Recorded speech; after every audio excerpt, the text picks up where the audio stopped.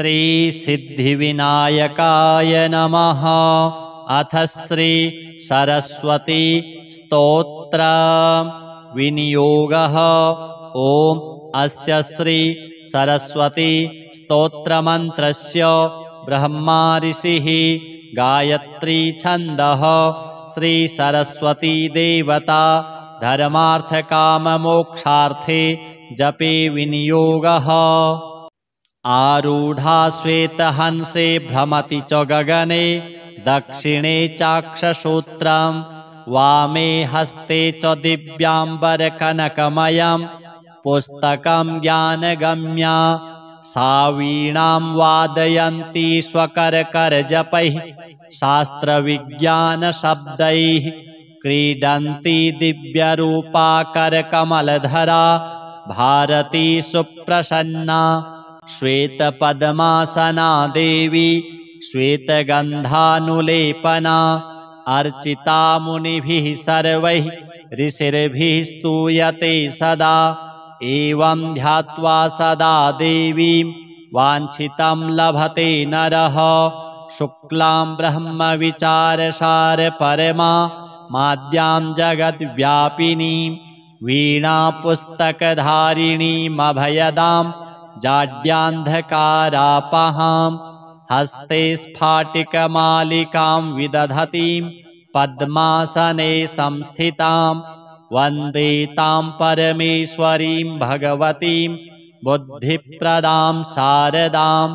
या कुन्देन्दुतुषारहारधवला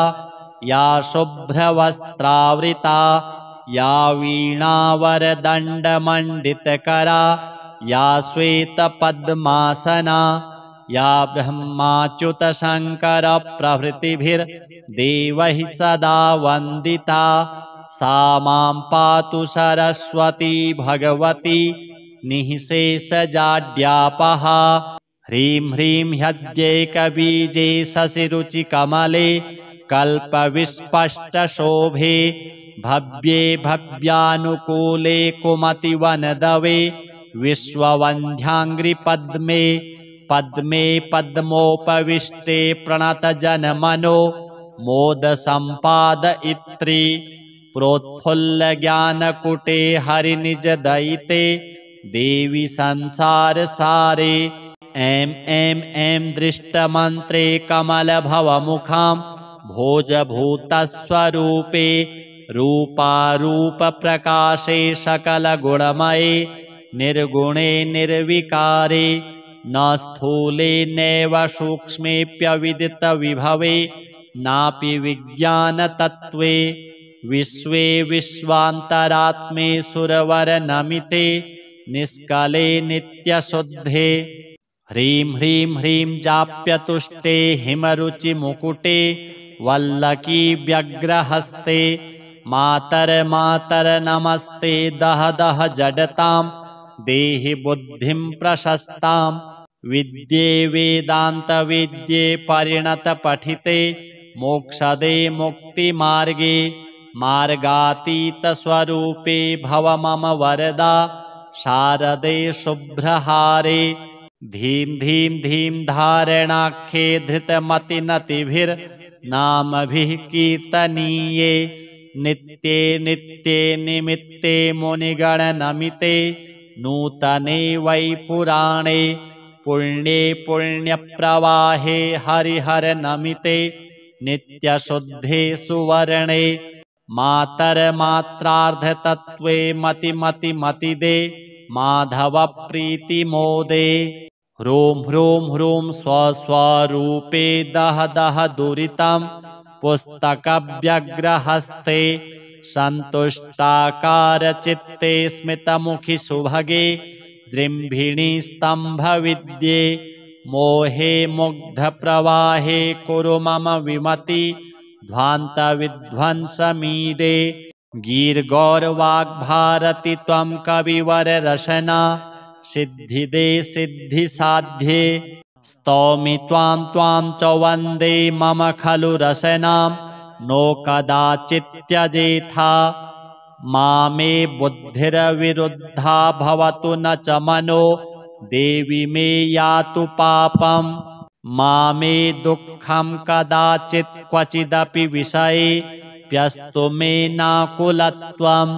शास्त्रे वादे कवित्वं प्रसरतु मम धीर्मास्तु कुण्ठा कदापि इत्येतैः श्लोकमुख्यैः प्रतिदिनमुषसि स्तौति यो भक्तिनम्रो वाणी वाचस्पतेरप्यविदितविभवो वाक्पटुरमृष्टकण्ठः सह स्यादिष्टाद्यर्थलाभैः सुतमिव सततं पातितं सा च देवीं सौभाग्यं तस्य लोके प्रभवति कविता विघ्नमस्तं व्रयाति निर्विघ्नं तस्य विद्या प्रभवति सततं चाश्रुतग्रन्थबोधः कीर्तिस्त्रैलोक्यमध्ये निवसति वदने शारदा तस्य साक्षात् दीर्घायुर्लोकपूज्यः सकलगुणनिधिः सन्ततं राजमान्यो वाग्देव्यः सम्प्रसादात्रिजगति विजयी जायते सत्सभासु ब्रह्मचारी व्रती मौनी त्रयोदश्यां निरामिषः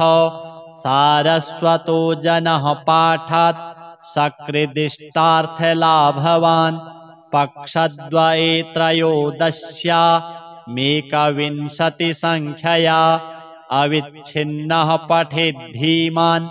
ध्यात्वा देवीं सरस्वतीं सर्वपापविनिर्मुक्तः शुभगो लोकविश्रुतः वाञ्छितं फलमाप्नोति लोकेऽस्मिन्नात्र संशयः ब्रह्मणेति स्वयं प्रोक्तं सरस्वत्याः स्तवं शुभां प्रयत्नेन पठेन्नित्यं सोऽमृतत्वाय कल्पते श्रीसरस्वतीदेव्यार्पणमस्तु। आरूढा श्वेतहंसे भ्रमति च गगने दक्षिणे चाक्षसूत्रं वामे हस्ते च दिव्याम्बरकनकमयं पुस्तकं ज्ञानगम्या सा वीणां वादयन्ती स्वकरकरजपैः शास्त्रविज्ञानशब्दैः क्रीडन्ती दिव्यरूपा करकमलधरा भारती सुप्रसन्ना श्वेतपद्मासना देवी श्वेतगन्धानुलेपना अर्चिता मुनिभिः सर्वैः ऋषिर्भिः स्तूयते सदा एवं ध्यात्वा सदा देवीं वाञ्छितं लभते नरः शुक्लां ब्रह्मविचारसारपरमा माद्यां जगद्व्यापिनीं वीणापुस्तकधारिणीमभयदां जाड्यान्धकारापहां हस्ते स्फाटिकमालिकां विदधतीं पद्मासने संस्थितां वन्दे तां परमेश्वरीं भगवतीं बुद्धिप्रदां शारदां या कुन्देन्दुतुषारहारधवला या शुभ्रवस्त्रावृता या वीणावरदण्डमण्डितकरा या श्वेतपद्मासना या ब्रह्माच्युतशङ्करप्रभृतिभिर्देवैः सदा वन्दिता सा मां पातु सरस्वती भगवती निःशेषजाड्यापहा ह्रीं ह्रीं ह्यद्यैकबीजे शशिरुचिकमले कल्पविस्पष्टशोभे भव्ये भव्यानुकूले कुमतिवनदवे विश्ववन्ध्याङ्घ्रिपद्मे पद्मे पद्मोपविष्टे प्रणतजनमनो मोदसम्पादयित्री प्रोत्फुल्लज्ञानकुटे हरिनिजदयिते देवी संसारसारे ऐं ऐं ऐं दृष्टमन्त्रे कमलभवमुखां भोजभूतस्वरूपे रूपारूपप्रकाशे सकलगुणमये निर्गुणे निर्विकारे न स्थूले नैव सूक्ष्मेऽप्यविदितविभवे नापि विज्ञानतत्त्वे विश्वे विश्वान्तरात्मे सुरवरनमिते निष्कले नित्यशुद्धे ह्रीं ह्रीं ह्रीं जाप्यतुष्टे हिमरुचिमुकुटे वल्लकी व्यग्रहस्ते मातर नमस्ते दह दह जडतां देहि बुद्धिं प्रशस्तां विद्ये वेदान्तविद्ये परिणतपठिते मोक्षदे मुक्तिमार्गे मार्गातीतस्वरूपे भव मम वरदा शारदे शुभ्रहारे धीं धीं धीं धारणाख्ये धृतमतिनतिभिर्नामभिः कीर्तनीये नित्ये नित्ये निमित्ते मुनिगणनमिते नूतने वै पुराणे पुण्ये पुण्यप्रवाहे हरिहरनमिते नित्यशुद्धे सुवर्णे मातर्मात्रार्धतत्त्वे मतिदे माधवप्रीतिमोदे ह्रूं ह्रूं ह्रूं स्वस्वरूपे दह दह दुरितं पुस्तकव्यग्रहस्ते सन्तुष्टाकारचित्ते स्मितमुखि सुभगे दृम्भिणी स्तम्भविद्ये मोहे मुग्धप्रवाहे कुरु मम विमति ध्वान्तविध्वंसमीडे गीर्गौरवाग्भारति त्वं कविवररशना सिद्धिदे सिद्धिसाध्ये स्तौमि त्वां च वन्दे मम खलु रसनां नो कदाचित्यजेथा मामे बुद्धिर्विरुद्धा भवतु न च मनो देवि मे यातु पापं मामे दुःखं कदाचित् क्वचिदपि विषये प्यस्तु मे नाकुलत्वं शास्त्रे वादे कवित्वं प्रसरतु मम धीर्मास्तु कुण्ठा कदापि इत्येतैः श्लोकमुख्यैः प्रतिदिनमुषसि स्तौतियो भक्तिनम्रो वाणी वाचस्पतेरप्यविदितविभवो वाक्पटुरमृष्टकण्ठः सह स्यादिष्टाद्यर्थलाभैः सुतमिव सततं पातितं सा च देवीं सौभाग्यं तस्य लोके प्रभवति कविता विघ्नमस्तं व्रयाति निर्विघ्नं तस्य विद्या प्रभवति सततं चाश्रुतग्रन्थबोधः कीर्तिस्त्रैलोक्यमध्ये निवसति वदने शारदा तस्य साक्षात् दीर्घायुर्लोकपूज्यः सकलगुणनिधिः सन्ततं राजमान्यो वाग्देव्याः सम्प्रसादात्रिजगति विजयी जायते सत्सभासु ब्रह्मचारी व्रती मौनी त्रयोदश्यां निरामिषः सारस्वतो जनः पाठात् सकृदिष्टार्थलाभवान् पक्षद्वये त्रयोदश्यामेकविंशतिसङ्ख्यया अविच्छिन्नः पठेद्धीमान् ध्यात्वा देवीं सरस्वतीं सर्वपापविनिर्मुक्तः शुभगो लोकविश्रुतः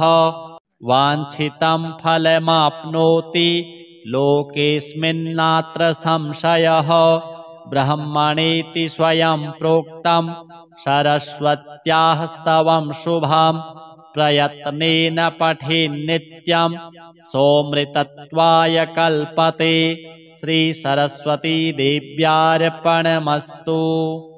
आरूढा श्वेतहंसे भ्रमति च गगने दक्षिणे चाक्षसूत्रं वामे हस्ते च दिव्याम्बरकनकमयं पुस्तकं ज्ञानगम्या सा वीणां वादयन्ती स्वकरकरजपैः शास्त्रविज्ञानशब्दैः क्रीडन्ती दिव्यरूपा करकमलधरा भारती सुप्रसन्ना श्वेतपद्मासना देवी श्वेतगन्धानुलेपना अर्चिता मुनिभिः सर्वैः ऋषिर्भिः स्तूयते सदा एवं ध्यात्वा सदा देवीं वाञ्छितं लभते नरः शुक्लां ब्रह्मविचारसार परमा माद्यां जगद्व्यापिनीं वीणापुस्तकधारिणीमभयदां जाड्यान्धकारापहां हस्ते स्फाटिकमालिकां विदधतीं पद्मासने संस्थितां वन्दे तां परमेश्वरीं भगवतीं बुद्धिप्रदां शारदां या कुन्देन्दुतुषारहारधवला या शुभ्रवस्त्रावृता या वीणावरदण्डमण्डितकरा या श्वेतपद्मासना या ब्रह्माच्युतशङ्करप्रभृतिभिर्देवैः सदा वन्दिता सा मां पातु सरस्वती भगवती निःशेषजाड्यापहा। ह्रीं ह्रीं ह्यद्यैकबीजे शशिरुचिकमले कल्पविस्पष्टशोभे भव्ये भव्यानुकूले कुमतिवनदवे विश्ववन्ध्याङ्घ्रिपद्मे पद्मे पद्मोपविष्टे प्रणतजनमनो मोदसम्पादयित्री प्रोत्फुल्लज्ञानकुटे हरिनिजदयिते देवी संसारसारे ऐं ऐं ऐं दृष्टमन्त्रे कमलभवमुखां भोजभूतस्वरूपे रूपारूपप्रकाशे सकलगुणमये निर्गुणे निर्विकारे न स्थूले नैव सूक्ष्मेऽप्यविदितविभवे नापि विज्ञानतत्त्वे विश्वे विश्वान्तरात्मे सुरवरनमिते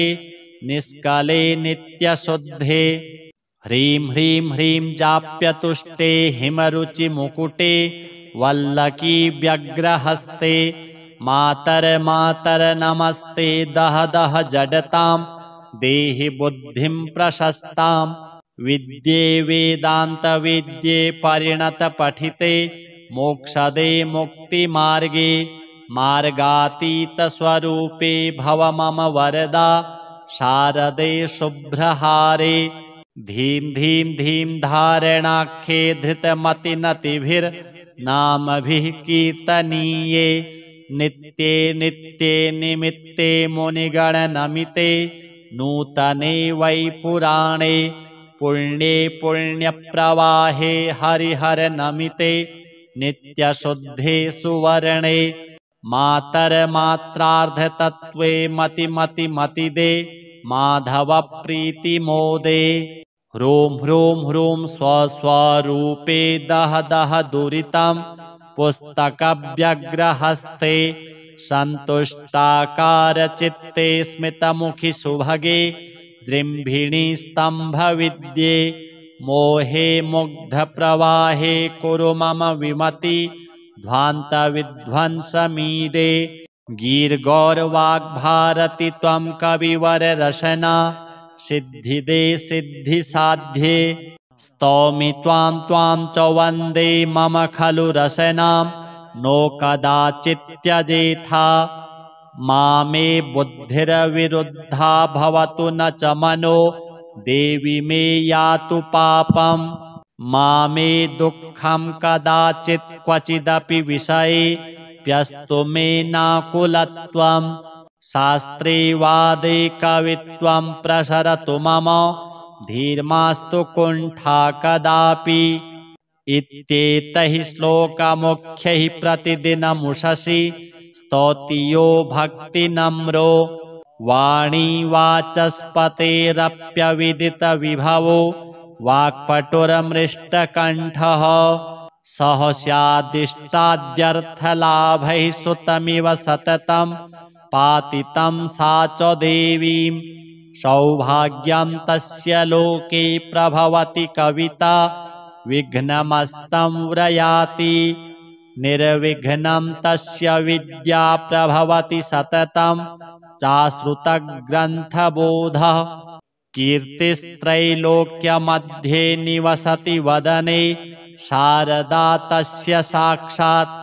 दीर्घायुर्लोकपूज्यः सकलगुणनिधिः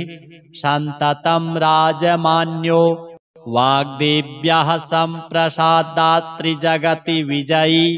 जायते सत्सभासु। ब्रह्मचारी व्रती मौनी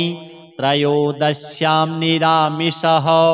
सारस्वतो जनः पाठात् सकृदिष्टार्थलाभवान्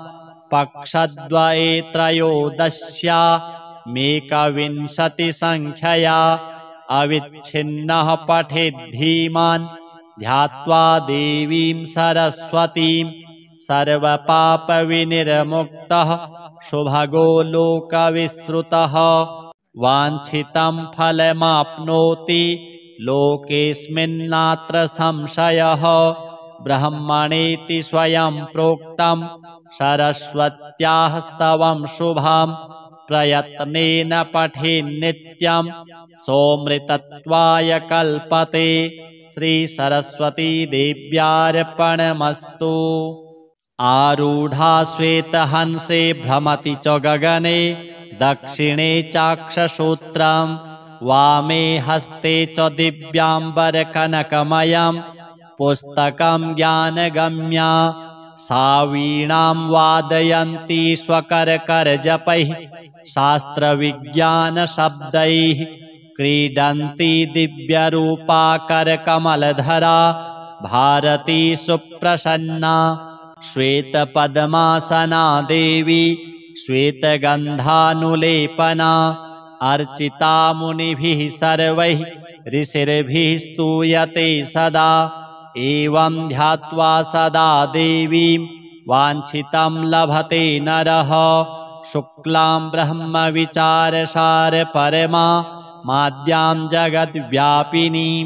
वीणापुस्तकधारिणीमभयदां जाड्यान्धकारापहां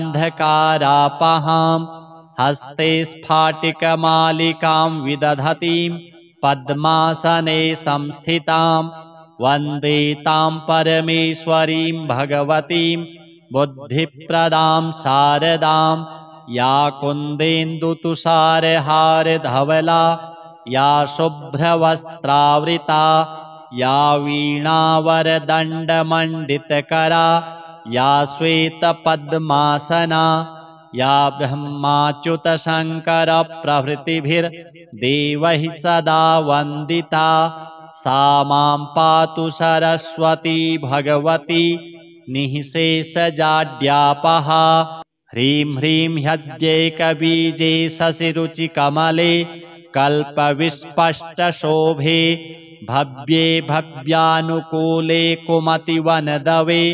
विश्ववन्ध्याङ्घ्रिपद्मे पद्मे पद्मोपविष्टे प्रणतजनमनो मोदसम्पादयित्री प्रोत्फुल्लज्ञानकुटे हरिनिजदयिते देवी संसारसारे ऐं ऐं ऐं दृष्टमन्त्रे कमलभवमुखां भोजभूतस्वरूपे रूपारूपप्रकाशे सकलगुणमये निर्गुणे निर्विकारे न स्थूले नैव सूक्ष्मेऽप्यविदितविभवे नापि विज्ञानतत्त्वे विश्वे विश्वान्तरात्मे सुरवरनमिते निष्कले नित्यशुद्धे। ह्रीं ह्रीं ह्रीं जाप्यतुष्टे हिमरुचिमुकुटे वल्लकी व्यग्रहस्ते मातर नमस्ते दह दह जडतां देहि बुद्धिं प्रशस्तां विद्ये वेदान्तविद्ये परिणतपठिते मोक्षदे मुक्तिमार्गे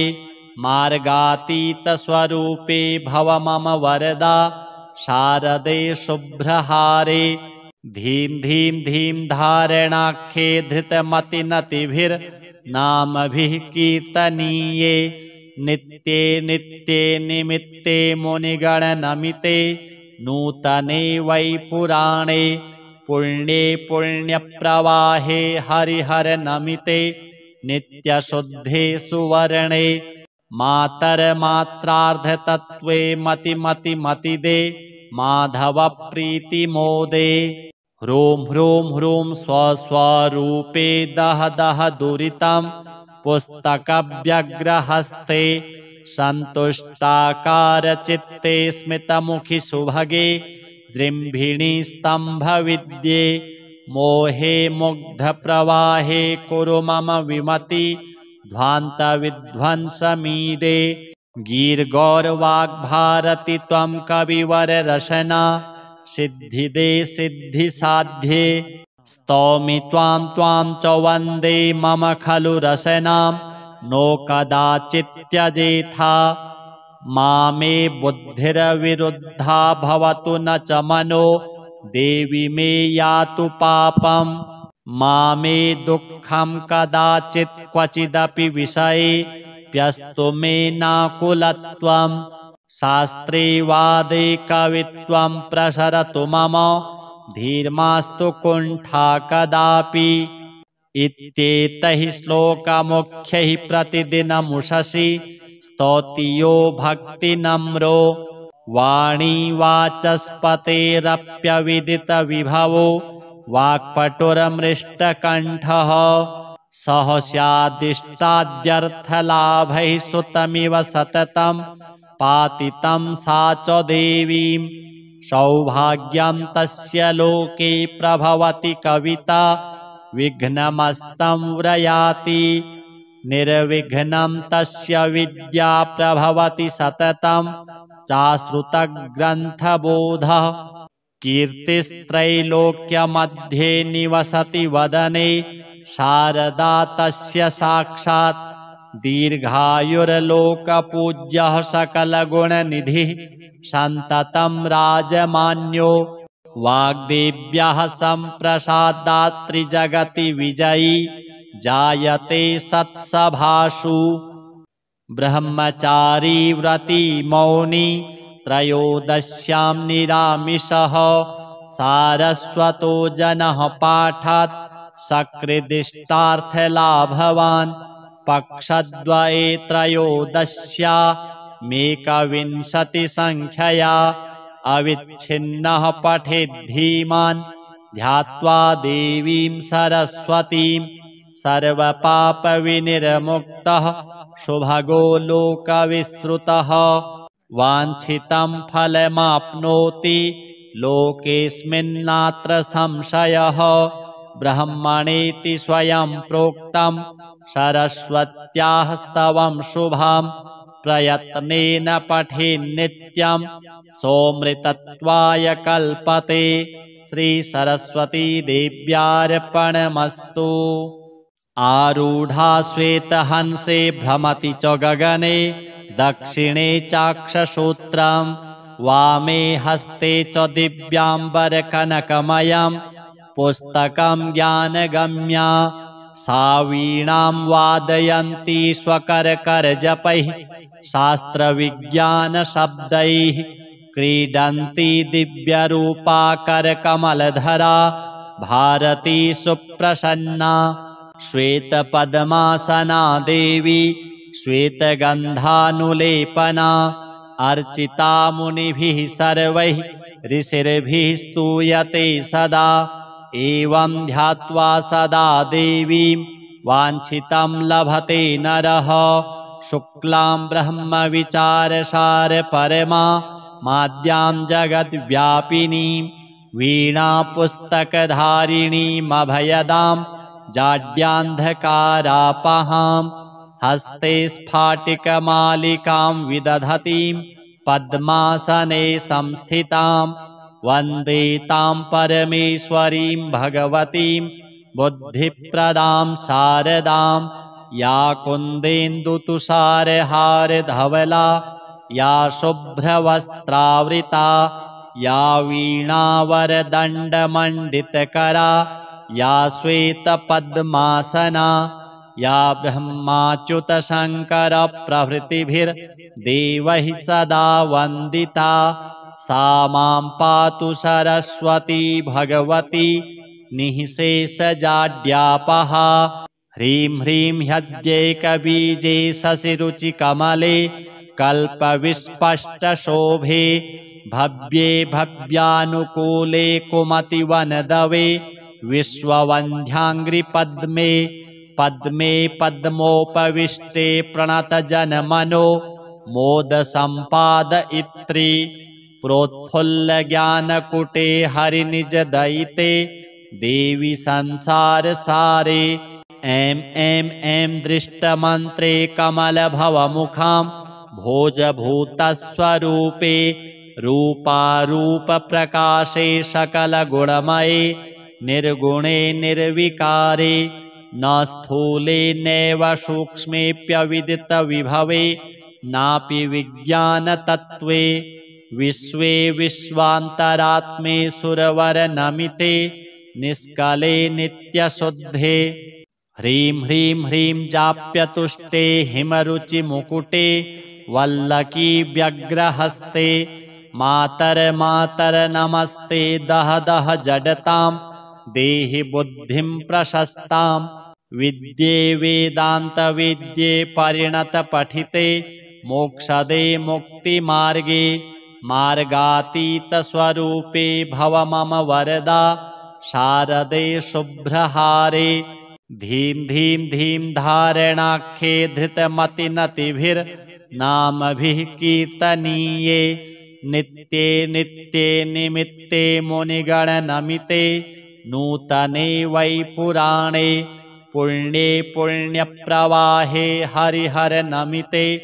नित्यशुद्धे सुवर्णे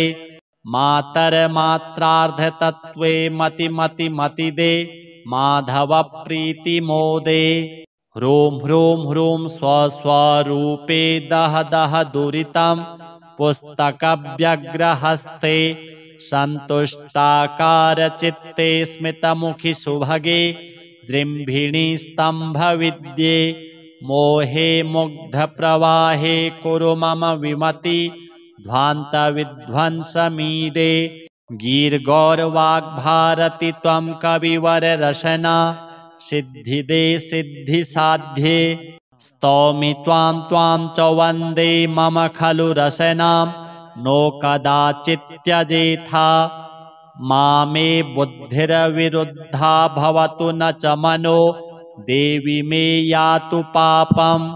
मामे दुःखं कदाचित् क्वचिदपि विषये प्यस्तु मे नाकुलत्वं शास्त्रे वादे कवित्वं प्रसरतु मम धीर्मास्तु कुण्ठा कदापि इत्येतैः श्लोकमुख्यैः प्रतिदिनमुषसि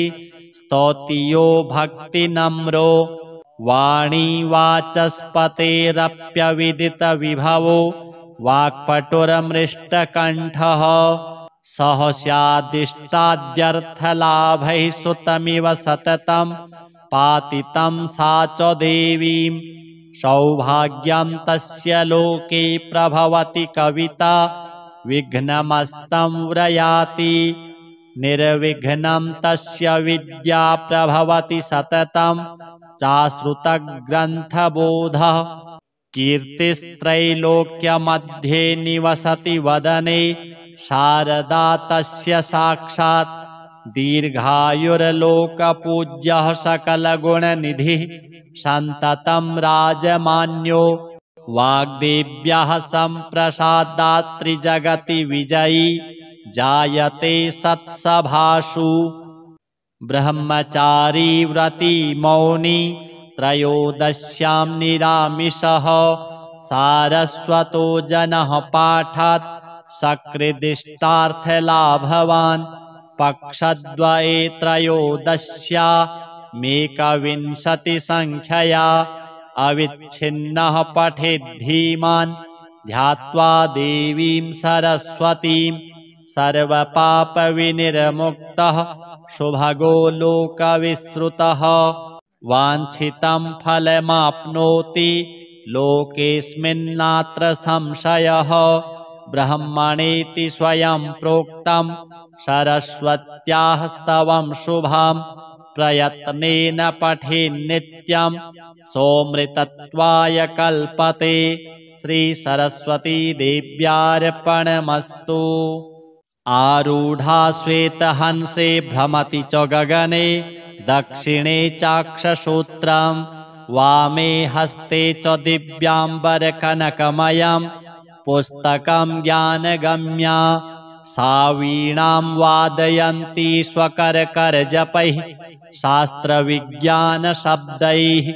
क्रीडन्ती दिव्यरूपा करकमलधरा भारती सुप्रसन्ना श्वेतपद्मासना देवी श्वेतगन्धानुलेपना अर्चिता मुनिभिः सर्वैः ऋषिर्भिः स्तूयते सदा एवं ध्यात्वा सदा देवीं वाञ्छितं लभते नरः शुक्लां ब्रह्मविचारसार परमा माद्यां जगद्व्यापिनीं वीणापुस्तकधारिणीमभयदां जाड्यान्धकारापहां हस्ते स्फाटिकमालिकां विदधतीं पद्मासने संस्थितां वन्दे तां परमेश्वरीं भगवतीं बुद्धिप्रदां शारदां या कुन्देन्दुतुषारहारधवला या शुभ्रवस्त्रावृता या वीणावरदण्डमण्डितकरा या श्वेतपद्मासना या ब्रह्माच्युतशङ्करप्रभृतिभिर्देवैः सदा वन्दिता सा मां पातु सरस्वती भगवती निःशेषजाड्यापहा ह्रीं ह्रीं ह्यद्यैकबीजे शशिरुचिकमले कल्पविस्पष्टशोभे भव्ये भव्यानुकूले कुमतिवनदवे विश्ववन्ध्याङ्घ्रिपद्मे पद्मे पद्मोपविष्टे प्रणतजनमनो मोदसम्पादयित्री प्रोत्फुल्लज्ञानकुटे हरिनिजदयिते देवी संसारसारे ऐं ऐं ऐं दृष्टमन्त्रे कमलभवमुखां भोजभूतस्वरूपे रूपारूपप्रकाशे सकलगुणमये निर्गुणे निर्विकारे न स्थूले नैव सूक्ष्मेऽप्यविदितविभवे नापि विज्ञानतत्त्वे विश्वे विश्वान्तरात्मे सुरवरनमिते निष्कले नित्यशुद्धे ह्रीं ह्रीं ह्रीं जाप्यतुष्टे हिमरुचिमुकुटे वल्लकी व्यग्रहस्ते मातर्मातर्नमस्ते दह दह जडतां देहि बुद्धिं प्रशस्तां विद्ये वेदान्तविद्ये परिणतपठिते मोक्षदे मुक्तिमार्गे मार्गातीतस्वरूपे भव मम वरदा शारदे शुभ्रहारे धीं धीं धीं धारणाख्ये धृतमतिनतिभिर्नामभिः कीर्तनीये नित्ये नित्ये निमित्ते मुनिगणनमिते नूतने वै पुराणे पुण्ये पुण्यप्रवाहे हरिहरनमिते नित्यशुद्धे सुवर्णे मातर्मात्रार्धतत्त्वे मतिमतिमतिदे माधवप्रीतिमोदे ह्रूं ह्रूं ह्रूं स्वस्वरूपे दह दह दुरितं पुस्तकव्यग्रहस्ते सन्तुष्टाकारचित्ते स्मितमुखि सुभगे दृम्भिणी स्तम्भविद्ये मोहे मुग्धप्रवाहे कुरु मम विमति ध्वान्तविध्वंसमीडे गीर्गौरवाग्भारति त्वं कविवररशना सिद्धिदे सिद्धिसाध्ये स्तौमि त्वां त्वां च वन्दे मम खलु रसनां नो कदाचित्यजेथा मामे बुद्धिर्विरुद्धा भवतु न च मनो देवि मे यातु पापं मामे दुःखं कदाचित् क्वचिदपि विषये प्यस्तु मे नाकुलत्वं शास्त्रे वादे कवित्वं प्रसरतु मम धीर्मास्तु कुण्ठा कदापि इत्येतैः श्लोकमुख्यैः प्रतिदिनमुषसि स्तौतियो भक्तिनम्रो वाणी वाचस्पतेरप्यविदितविभवो वाक्पटुरमृष्टकण्ठः सह स्यादिष्टाद्यर्थलाभैः सुतमिव सततं पातितं सा च देवीं सौभाग्यं तस्य लोके प्रभवति कविता विघ्नमस्तं व्रयाति निर्विघ्नं तस्य विद्या प्रभवति सततं चाश्रुतग्रन्थबोधः कीर्तिस्त्रैलोक्यमध्ये निवसति वदने शारदा तस्य साक्षात् दीर्घायुर्लोकपूज्यः सकलगुणनिधिः सन्ततं राजमान्यो वाग्देव्याः सम्प्रसादात्रिजगति विजयी जायते सत्सभासु ब्रह्मचारी व्रती मौनी त्रयोदश्यां निरामिषः सारस्वतो जनः पाठात् सकृदिष्टार्थलाभवान् पक्षद्वये त्रयोदश्यामेकविंशतिसङ्ख्यया अविच्छिन्नः पठेद्धीमान् ध्यात्वा देवीं सरस्वतीं सर्वपापविनिर्मुक्तः शुभगो लोकविश्रुतः वाञ्छितं फलमाप्नोति लोकेऽस्मिन्नात्र संशयः ब्रह्मणेति स्वयं प्रोक्तं सरस्वत्याः स्तवं शुभं प्रयत्नेन पठेन्नित्यं सोऽमृतत्वाय कल्पते श्रीसरस्वतीदेव्यार्पणमस्तु। आरूढा श्वेतहंसे भ्रमति च गगने दक्षिणे चाक्षसूत्रं वामे हस्ते च दिव्याम्बरकनकमयं पुस्तकं ज्ञानगम्या सा वीणां वादयन्ती स्वकरकरजपैः शास्त्रविज्ञानशब्दैः क्रीडन्ती दिव्यरूपा करकमलधरा भारती सुप्रसन्ना श्वेतपद्मासना देवी श्वेतगन्धानुलेपना अर्चिता मुनिभिः सर्वैः ऋषिर्भिः स्तूयते सदा एवं ध्यात्वा सदा देवीं वाञ्छितं लभते नरः शुक्लां ब्रह्मविचारसारपरमा माद्यां जगद्व्यापिनीं वीणापुस्तकधारिणीमभयदां जाड्यान्धकारापहां हस्ते स्फाटिकमालिकां विदधतीं पद्मासने संस्थितां वन्दे तां परमेश्वरीं भगवतीं बुद्धिप्रदां शारदां या कुन्देन्दुतुषारहारधवला या शुभ्रवस्त्रावृता या वीणावरदण्डमण्डितकरा या श्वेतपद्मासना या ब्रह्माच्युतशङ्करप्रभृतिभिर्देवैः सदा वन्दिता सा मां पातु सरस्वती भगवती निःशेषजाड्यापहा ह्रीं ह्रीं ह्यद्यैकबीजे शशिरुचिकमले कल्पविस्पष्टशोभे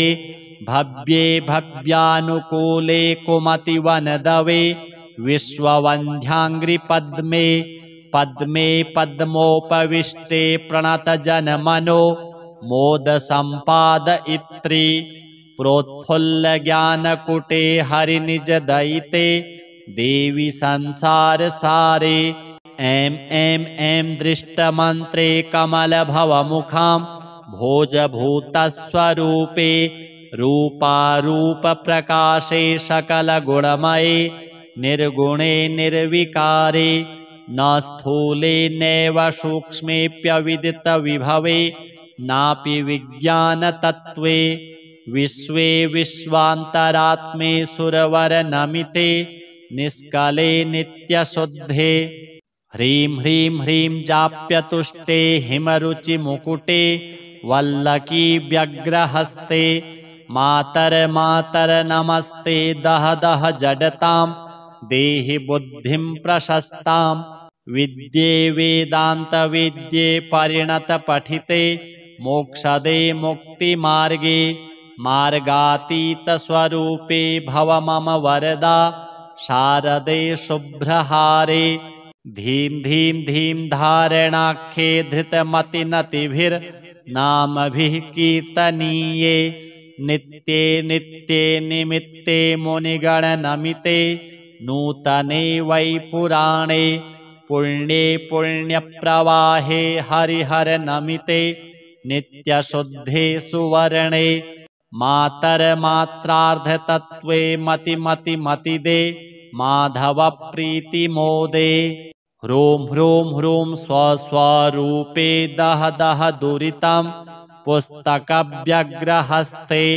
सन्तुष्टाकारचित्ते स्मितमुखि सुभगे जृम्भिणी स्तम्भविद्ये मोहे मुग्धप्रवाहे कुरु मम विमति ध्वान्तविध्वंसमीडे गीर्गौरवाग्भारति त्वं कविवररशना सिद्धिदे सिद्धिसाध्ये स्तौमि त्वां त्वां च वन्दे मम खलु रसनां नो कदाचित्यजेथा मामे बुद्धिर्विरुद्धा भवतु न च मनो देवि मे यातु पापं मामे दुःखं कदाचित् क्वचिदपि विषये प्यस्तु मे नाकुलत्वं शास्त्रे वादे कवित्वं प्रसरतु मम धीर्मास्तु कुण्ठा कदापि इत्येतैः श्लोकमुख्यैः प्रतिदिनमुषसि स्तौति यो भक्तिनम्रो वाणी वाचस्पतेरप्यविदितविभवो वाक्पटुरमृष्टकण्ठः सह स्यादिष्टाद्यर्थलाभैः सुतमिव सततं पातितं सा च देवीं सौभाग्यं तस्य लोके प्रभवति कविता विघ्नमस्तं व्रयाति निर्विघ्नं तस्य विद्या प्रभवति सततं चाश्रुतग्रन्थबोधः कीर्तिस्त्रैलोक्यमध्ये निवसति वदने शारदा तस्य साक्षात् दीर्घायुर्लोकपूज्यः सकलगुणनिधिः सन्ततं राजमान्यो वाग्देव्यः सम्प्रसादात् त्रिजगति विजयी जायते सत्सभासु ब्रह्मचारी व्रती मौनी त्रयोदश्यां निरामिषः सारस्वतो जनः पाठात् सकृदिष्टार्थलाभवान् पक्षद्वये त्रयोदश्यामेकविंशतिसङ्ख्यया अविच्छिन्नः पठेद्धीमान् ध्यात्वा देवीं सरस्वतीं सर्वपापविनिर्मुक्तः शुभगो लोकविश्रुतः वाञ्छितं फलमाप्नोति लोकेऽस्मिन्नात्र संशयः ब्रह्मणेति स्वयं प्रोक्तं सरस्वत्याः स्तवं शुभां प्रयत्नेन पठेन्नित्यं सोऽमृतत्वाय कल्पते श्रीसरस्वतीदेव्यार्पणमस्तु। आरूढा श्वेतहंसे भ्रमति च गगने दक्षिणे चाक्षसूत्रं वामे हस्ते च दिव्याम्बरकनकमयं पुस्तकं ज्ञानगम्या सा वीणां वादयन्ती स्वकरकरजपैः शास्त्रविज्ञानशब्दैः क्रीडन्ती दिव्यरूपा करकमलधरा भारती सुप्रसन्ना श्वेतपद्मासना देवी श्वेतगन्धानुलेपना अर्चिता मुनिभिः सर्वैः ऋषिर्भिः स्तूयते सदा एवं ध्यात्वा सदा देवीं वाञ्छितं लभते नरः शुक्लां ब्रह्मविचारसारपरमा माद्यां जगद्व्यापिनीं वीणापुस्तकधारिणीमभयदां जाड्यान्धकारापहां हस्ते स्फाटिकमालिकां विदधतीं पद्मासने संस्थितां वन्दे तां परमेश्वरीं भगवतीं बुद्धिप्रदां शारदां या कुन्देन्दुतुषारहारधवला या शुभ्रवस्त्रावृता या वीणावरदण्डमण्डितकरा या श्वेतपद्मासना या ब्रह्माच्युतशङ्करप्रभृतिभिर्देवैः सदा वन्दिता सा मां पातु सरस्वती भगवती निःशेषजाड्यापः। ह्रीं ह्रीं ह्यद्यैकबीजे शशिरुचिकमले कल्पविस्पष्टशोभे भव्ये भव्यानुकूले कुमतिवनदवे विश्ववन्ध्याङ्घ्रिपद्मे पद्मे पद्मोपविष्टे प्रणतजनमनो मोदसम्पादयित्री प्रोत्फुल्लज्ञानकुटे हरिनिजदयिते देवी संसारसारे ऐं ऐं ऐं दृष्टमन्त्रे कमलभवमुखां भोजभूतस्वरूपे रूपारूपप्रकाशे सकलगुणमये निर्गुणे निर्विकारे न स्थूले नैव सूक्ष्मेऽप्यविदितविभवे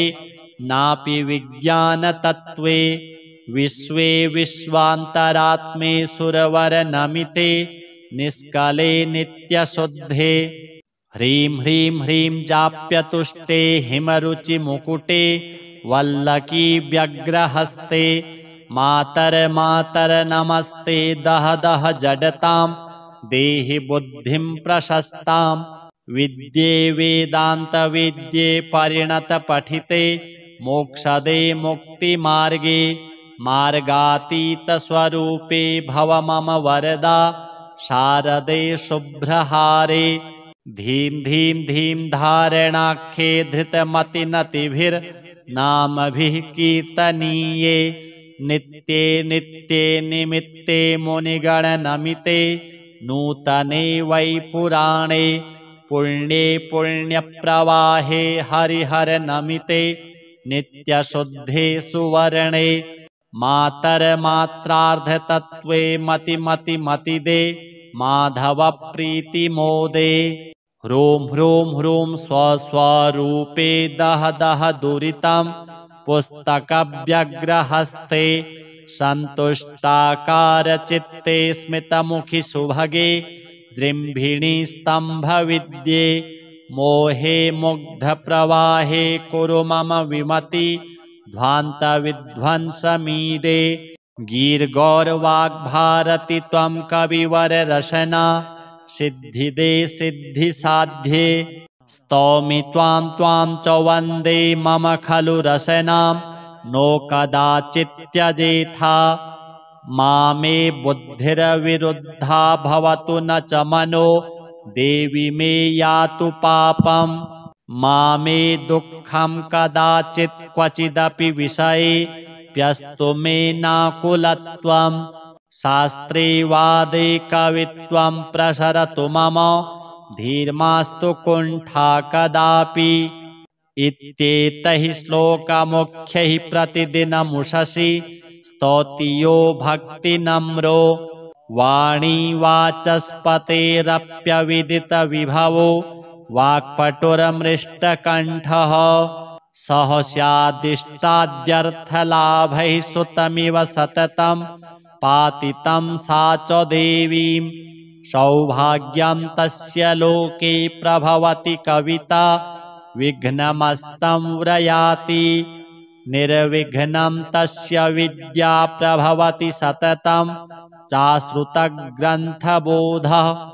कीर्तिस्त्रैलोक्यमध्ये निवसति वदने शारदा तस्य साक्षात् दीर्घायुर्लोकपूज्यः सकलगुणनिधिः सन्ततं राजमान्यो वाग्देव्याः सम्प्रसादात् त्रिजगति विजयी जायते सत्सभासु ब्रह्मचारी व्रती मौनी त्रयोदश्यां निरामिषः सारस्वतो जनः पाठात् सकृदिष्टार्थलाभवान् पक्षद्वये त्रयोदश्यामेकविंशतिसङ्ख्यया अविच्छिन्नः पठेद्धीमान् ध्यात्वा देवीं सरस्वतीं सर्वपापविनिर्मुक्तः सुभगो लोकविश्रुतः वाञ्छितं फलमाप्नोति लोकेऽस्मिन्नात्र संशयः ब्रह्मणेति स्वयं प्रोक्तं सरस्वत्याः स्तवं शुभं प्रयत्नेन पठेन्नित्यं सोऽमृतत्वाय कल्पते। श्री सरस्वती देव्यार्पणमस्तु।